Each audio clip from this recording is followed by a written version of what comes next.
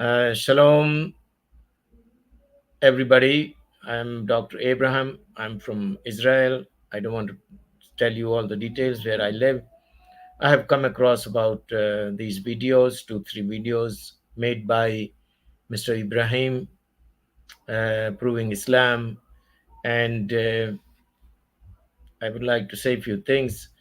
In Islam, there is no consideration for Judaism.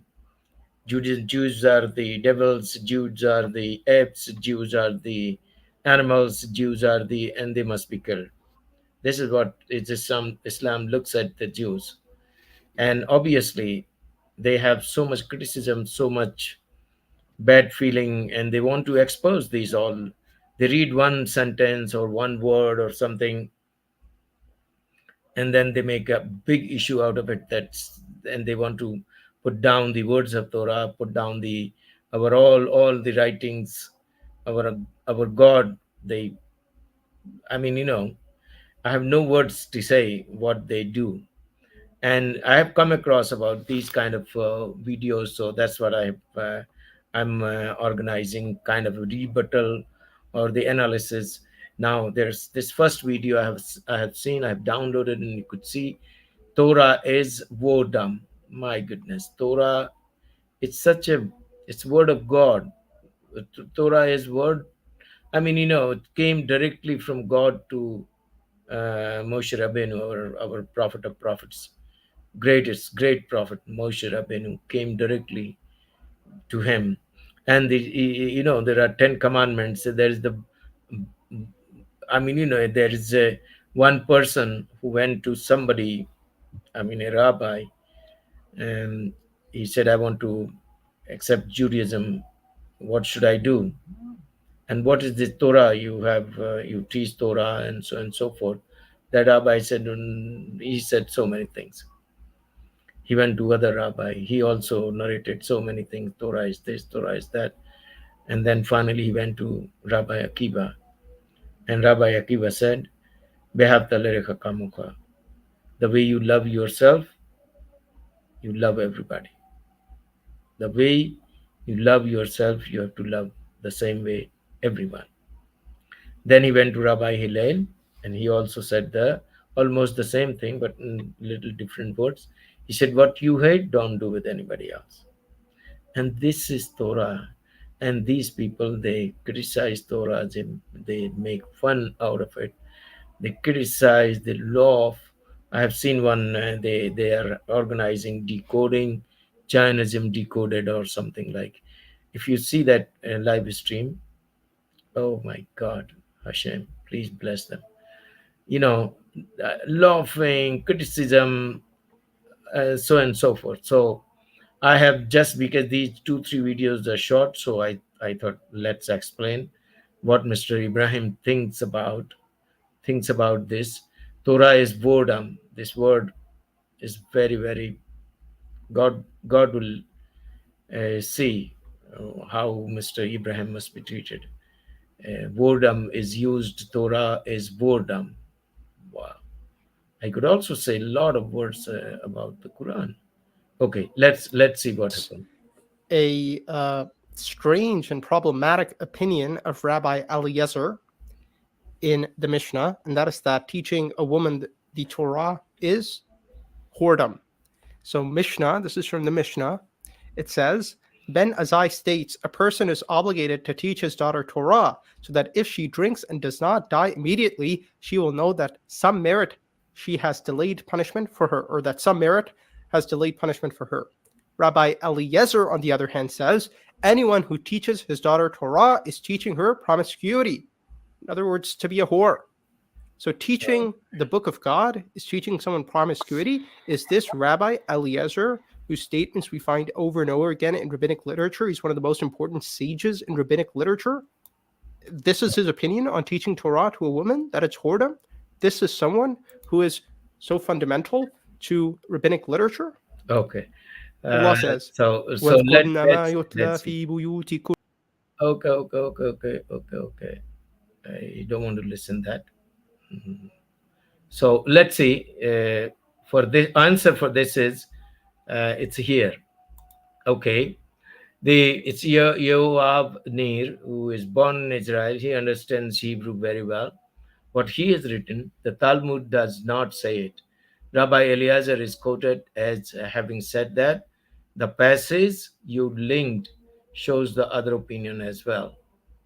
And that particular translation translates the word tifilot as promiscuity. That is a strange translation, very strange translation, which doesn't fit into the daily practice. The Rambam interpreted that word as nonsense, frivolity, useless. Nonsense means it doesn't have. I mean, it's very not the real meaning. It's a bad meaning. So if you teach your daughter the Torah, it's like teaching her frivolity. Frivolity. This is in world. This is in world where woman's place was to be practical, not to discuss the Torah. Yeah, I know this is an incredible thing, but in the past, man and woman had separate roles, and becoming theologians, debating interpretation of the Torah was not a woman's role, even if a few women did take such roles. Anyway, that's the opinion of Rabbi Eliezer. It was not accepted by others. Even it was not accepted by me also. I don't accept these. I don't take these kind of opinions. It is not the basis for halakha today. It's not the basis of the Jewish law today. So, Mr. Ibrahim, please, and also I want to give the message to the people if they see this, that please, if you are in the process of conversion to Islam, please change your mind, because these people, they expose these small, they try to expose and um, project and explain about Torah. It's bad. So Islam is the best. What they are there. This is now their strategy. Like Mr. Ibrahim is doing the same thing and saying this. He compared with some verses from Quran. He is very singing those verses, but we don't consider that. Instead, you see this. We don't have to look into the and Rabbi Eliezer. Even I don't know who was Rabbi Eliezer and what time he was, what he did, what no. Our base is Torah, my dear old friends. So if you come into these kind of things and then you embrace Islam, then you accept Islam, it's very unfair and not normal, because these everything have a different meaning. Everything has a different meaning. So please don't listen to this, and you go through. You don't have to have a rabbi also. You go through internet and you find out this. It was very difficult for me to find a answer for this to Mr. Ibrahim, but then I just wrote in the Google bar and this thing that promiscuity or something, and this came. And this is a very reliable source. Yuval Nir lives in. He is a software engineer. He lives in Jikran Akko, very close to Haifa. It's a place in between Tel Aviv and Haifa. And he knows Hebrew, obviously. 22.5 million content views, top writer, joined October 2014. So it's such, like, I wouldn't, though he's not a rabbi, but see how beautiful explanation he has written about this. Okay, so let's go to the other go to the other video. Let's go to the other video, and this will stop here and go to the other video.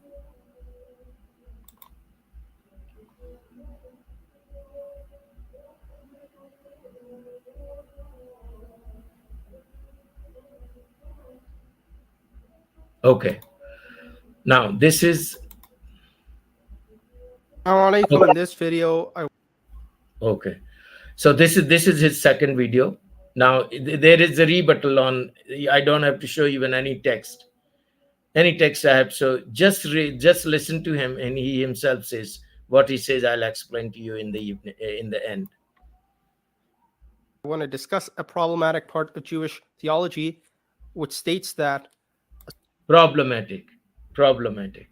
So what they want to say, this all dawa wise and all the whole Muslim world wants to say, the whole Muslim world wants to say to the people that in Judaism everything is problematic, even this, that don't listen to a prophet's reasoning. Okay, so what he so says they about have this principle that you listen to the majority.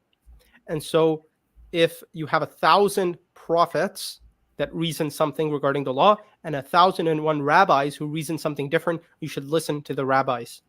So this is very strange. So we see this okay, oh, let explained him. by Maimonides in his introduction to the Mishnah.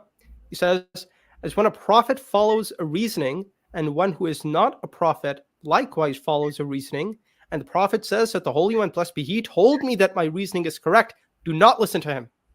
Rather, if there are 1,000 prophets, all of them like Elijah and Elisha, following one reasoning, and 1,001 sages following the opposite of that reasoning, we lean towards the many. And the law is like the words of the 1,001 sages, not like the words of the 1,000 glorious prophets. So, in other words, when it comes to reasoning, like reasoning regarding the commandments, I believe, if you have 1,000 prophets of the merit of Elijah that reason something, and you have 1,001 rabbis who reason something else, you follow the majority. So you would follow the sages, the rabbis, and you would disregard the prophets, even though these prophets are claiming that their reasoning is approved from God. Look at this. He writes, and the prophets say that the Holy One, blessed be He, told me that my reasoning is correct. So even if they tell you this reasoning is approved by God, you still don't listen to them.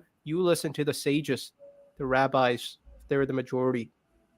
And this idea comes from the Talmud, it seems, where there's this rabbi and he's debating the law with a bunch of other rabbis. And he's, the rabbi's alone. So he does some miracles to try and prove his position, etc. And eventually, God himself speaks and he says that that one rabbi is correct and all the other rabbis are wrong. And the rabbis say that we don't care what God says, basically. That's not how we derive Jewish law. And they cite as evidence this verse in Deuteronomy, it is not in heaven, meaning the Torah is not in heaven, which has nothing to do with the way they're citing it, but that's what they do. And then they say that we must follow the majority of the sages. So even though God said that one rabbi's opinion is correct, the other rabbis who are the majority, we must follow their opinion because the Torah says after a majority to incline, which means you follow the majority. Now the problem is, okay, this verse after a majority to incline, which they're using to prove that you follow the majority, actually says the opposite. If you go to the full verse, it says, you shall not follow a majority in wrongdoing. So they are twisting the verse. And at the end, they have God say, my children have defeated me, my children have defeated me. So what is at the end, they have God say, my children have defeated me. So what is this? اتخذوا أحبارهم اتخذوا God say, my children have defeated me, my children have defeated me. So what? Okay, so that's the, you shall not follow a majority in wrongdoing. When you be a witness in the lawsuit, you shall not side with the majority so as to prevent pervert justice. So it's he himself has said. I don't have to explain. Now this is the Torah, Exodus 23, verse 2. I haven't seen. I trust him. He has, and this probably he is downloaded from the Catholic edition. I haven't seen the Jewish edition of this, Hebrew to English. But you shall not follow him. Said, okay, it solves my purpose. I don't have to go so deep in wrongdoing. Said that the meaning, if the wrong rabbis, we follow this. I follow this. I don't follow the Talmud. I don't follow the Sanhedrin. And today is not a day for Sanhedrin to follow Sanhedrin or to follow any group of rabbis. We have Torah. We could read. Hardly we need anybody to explain, because Torah is such a guidance. Like all the verses, everything is written in Torah. Do daily our daily lives mentioned so nicely that we hardly go to any rabbi or any sage um, for anything. So at today's time, as Mr. Yoav Nir has mentioned, that it's gone old ideas, whether there are 1,000 rabbis, 100 rabbis, or 50 rabbis. If they come to us and they contradict the Torah, we don't listen to them. Very clearly, it's a very, very simple way of living, that we follow Torah. And fortunately, we don't have we read Torah ourselves. Everybody has to read Torah. And also there is a commandment from Hashem, our God of Israel, that everybody has to write one Torah scroll in his whole lifetime. It's not happening because we are living in modern world, but reading Torah is mandatory. We read Torah every Saturday. We listen to the Torah reader. We read one kind of, it's called, part of the Torah is called Parashat Hashabua. We read every week one portion of Torah, and in one whole year we finish the Torah. Everybody. We don't need explanation from anywhere. And we don't look into Talmud. We don't go to the Mishnah. We don't go. We have a just beautiful, like he himself said, you shall not follow a majority of wrongdoing. And he himself that he manipulated or something. So this is what, Mr. Ibrahim, we don't look at Mishnah. You people just bring from those verses, words, or something, and you want to say that the Judaism wrong. Judaism is wrong. No, Mr. Ibrahim. No, all the people who are trying to convert this world into Islamic world, giving the wrong ideas about Torah writing, wrong ideas about our best prophets, like Prophet Moses, and you are also criticizing our God. Uh, I say that I heard, and I say that you people say that the God of Israel and Allah both are same. No, you have taken a wrong meaning of Allah. Allah is Allah. God of Israel is God of Israel. God of Israel is Elohe Abraham, Elohe Isaac, Elohe Jacob. So there is a very big difference between God of Abraham, Jacob, and Jacob, and God of Islam. So, okay. So now I will repeat again. You shall not follow a majority in wrongdoing. So 1,000 rabbis, 100 rabbis, if they are in majority or whatever, if they take a wrong decision, Baruch Hashem, we are not going to follow, because we have these guidelines. We have these guidelines. They you shall not side with the majority, so as to pervert the justice. Okay. So let's go to the third video. I think third video is it'll take few minutes, because in video you cannot Judaism combined getting drunk. Okay, this is also um, Assalamu alaikum. In this video, I want to discuss a problematic law from Jewish law. And this is a law which encourages Jews, in fact, tells them that they should get drunk on a certain holiday. So this is the Babylonian Talmud. Rava said, a person is obligated to become intoxicated with wine on Purim until he is so intoxicated that he does not know how to distinguish between cursed is Haman and blessed is Mordecai. So there's a certain holiday that Jews celebrate, and according to Rava, a person is obligated to become extremely intoxicated. we have a festival. It's called Purim. The Amalek, Haman, was the prime minister of the king of Persia. His name was Ahasuerus, something like that.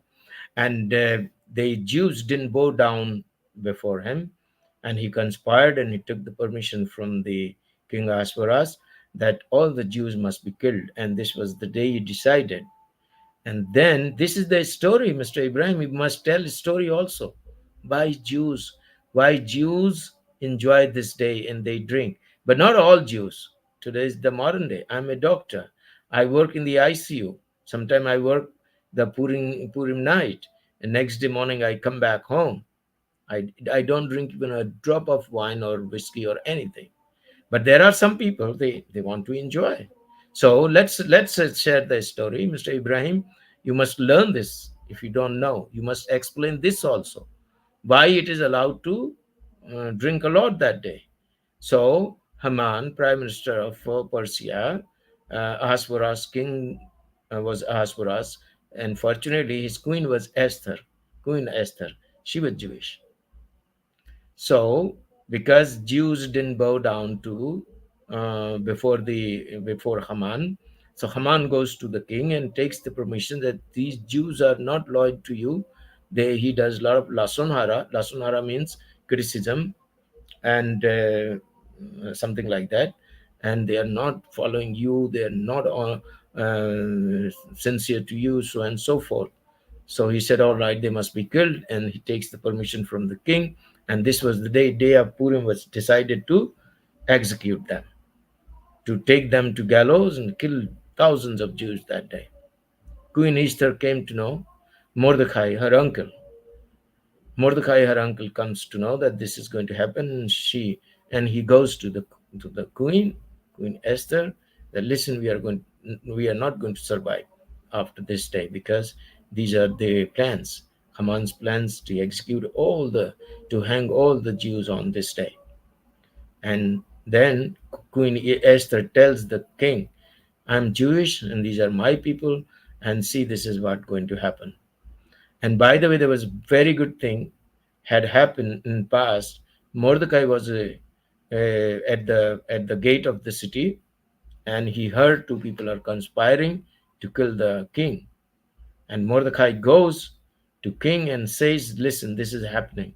People are planning to kill you, and I'm sincere to you, because the Jewish law and Jewish culture says the city and the land where you live, you have to serve that land. You have to be grateful to that land, because and you have to pray for your peace, pray for the peace of the city where you are living." So he said, "It's my obligation.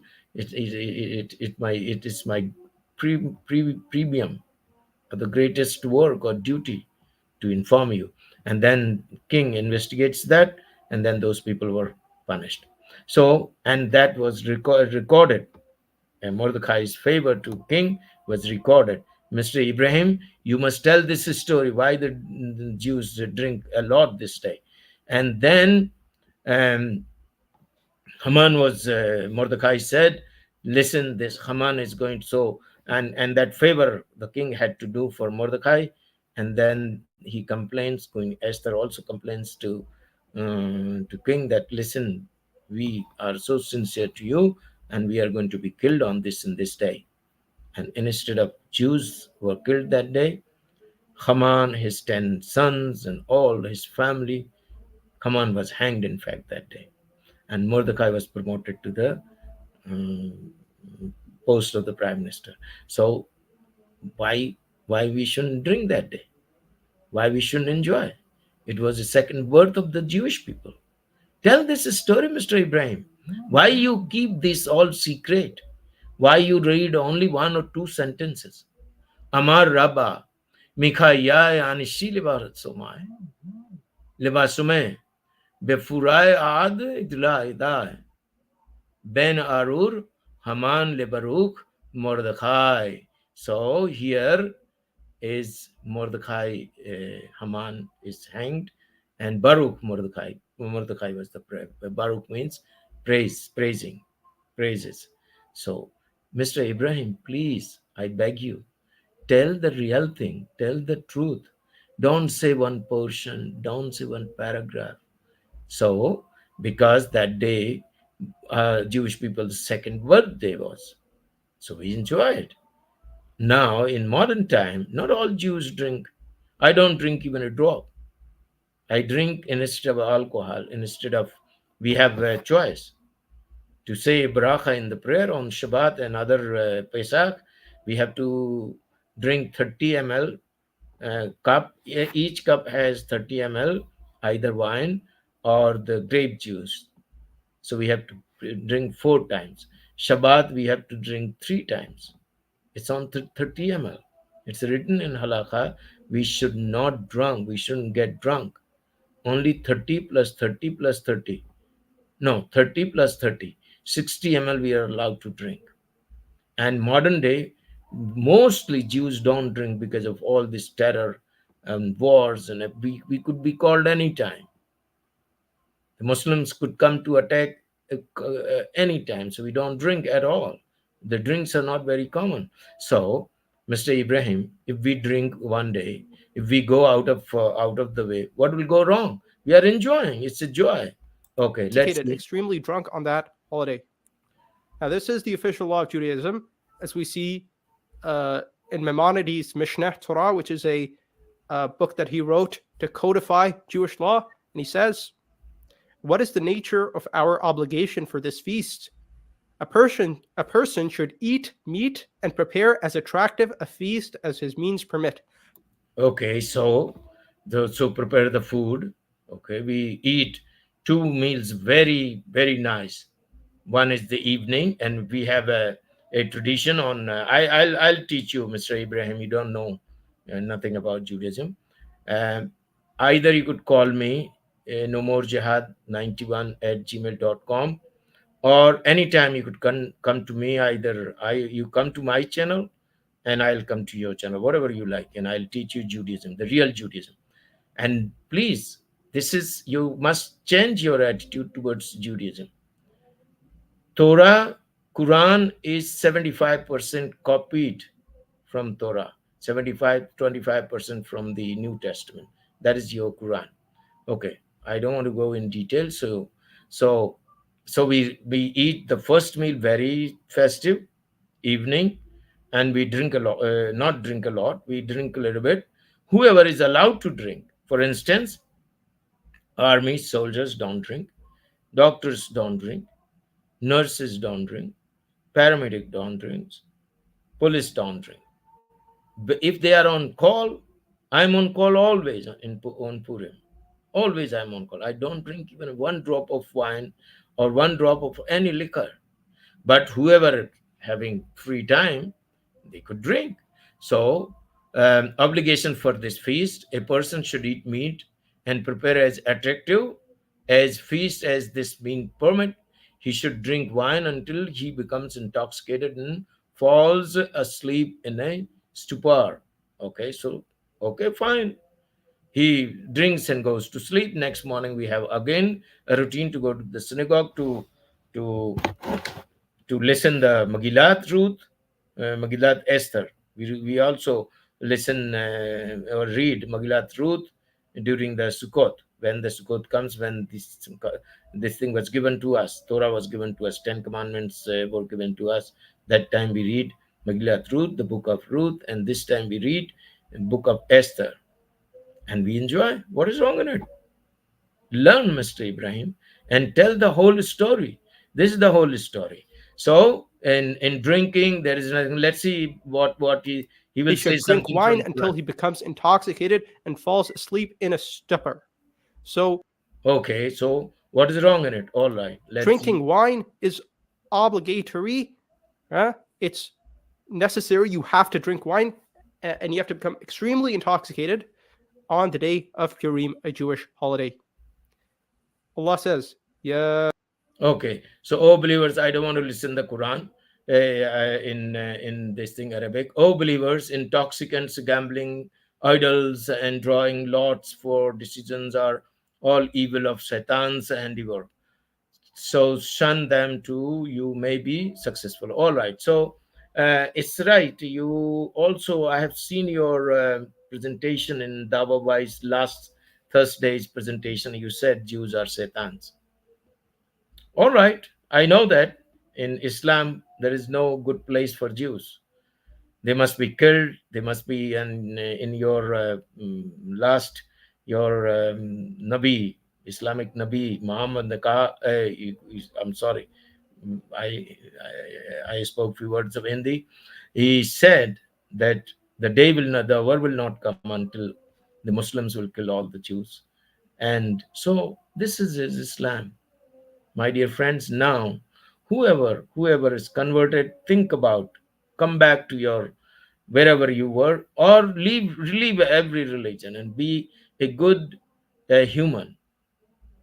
help everybody, love everybody, honor everybody, and fulfill the needs of everybody. Behave talerika kamuka.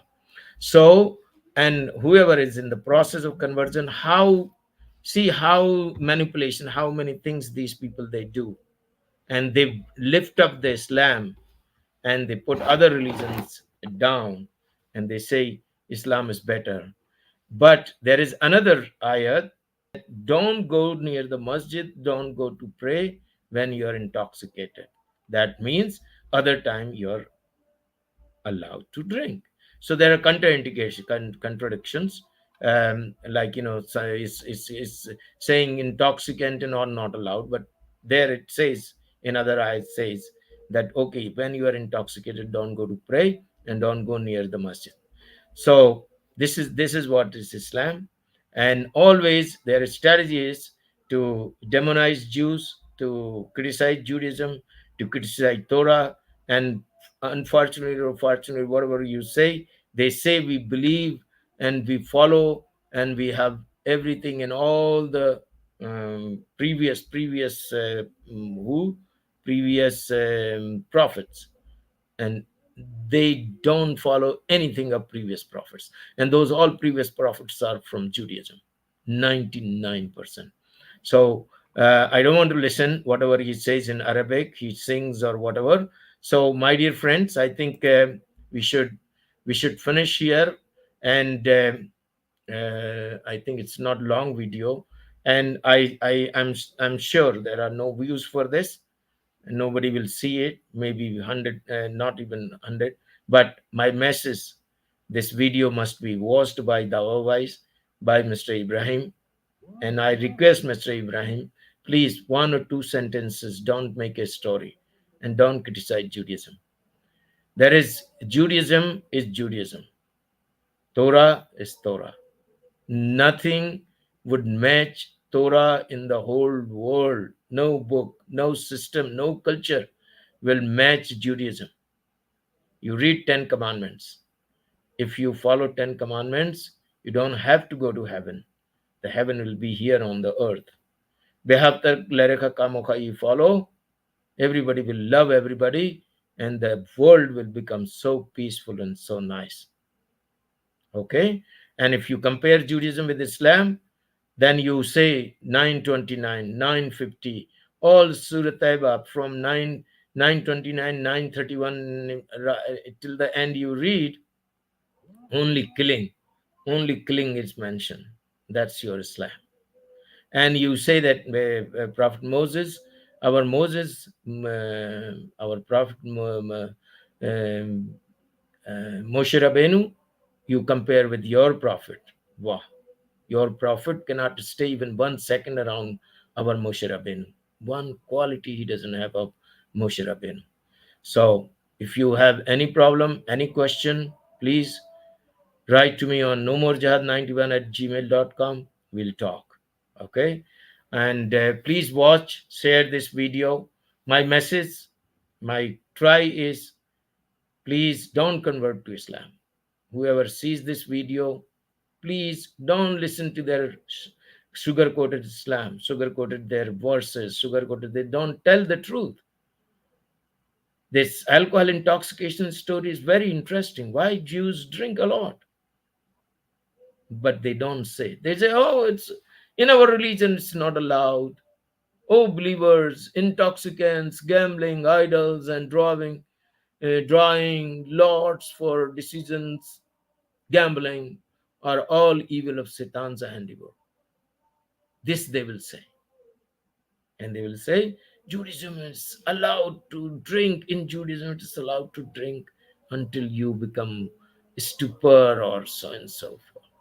But when? Only once in a year, not every day. Okay. Thank you very much. God bless you all, my dear friends. Be happy. Make others also happy. Behavta Larika Kamuka. Please love everybody as you love yourself. And we'll meet in next video, which I'm going to make about Jake metaphysicians rebuttal. Now is after this I'm going to make that. Thank you. Shalom from Israel, and long life, everybody should live without any health problem.